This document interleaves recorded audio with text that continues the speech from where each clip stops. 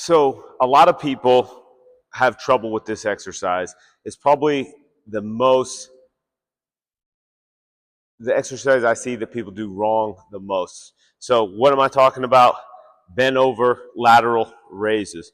This is one of the best exercises you can do for your shoulders, and it hits the back too. But a lot of people, what they do is they pick up a weight that's so big that they can't actually do it with correct form. So they resort to using momentum, and I'll show you what I mean. So a lot of times when people, they have their bent over raise, they're going like this, like they're flapping their wings like a bird, okay? So you always want to get a weight that you can pause at the top.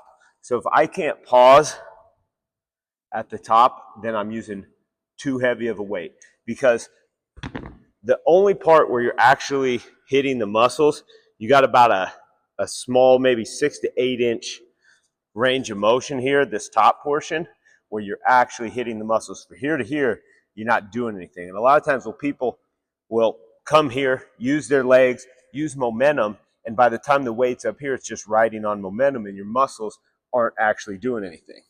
So here's one way to do it. Here, you can turn it out at the top like you're pouring out a pitcher. You can do a version where you're going backwards a little bit. You want to avoid bringing them up too much to the front. But the main thing, you're coming up at the top, pinching those shoulder blades together, and pausing at the top of each rep. You can go really any way you want. I like to alternate between my grips. But the best way to do this exercise is actually with a band. And the reason is, with the band, you can keep tension the entire time. So you're working the muscle through the entire range of motion. And I like a band a lot better than even a cable, because at the cable you don't get that same tension throughout. This way you get better muscular development. You're also getting to work that through the full range of motion. So there's tension the entire time.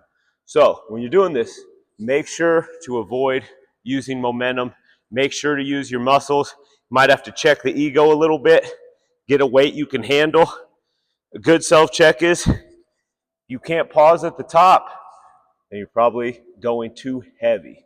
And if you don't feel that burn afterwards, that means you probably use too much momentum and not enough muscle. So let me know your thoughts. Tell me what your favorite shoulder exercise is in the comments below.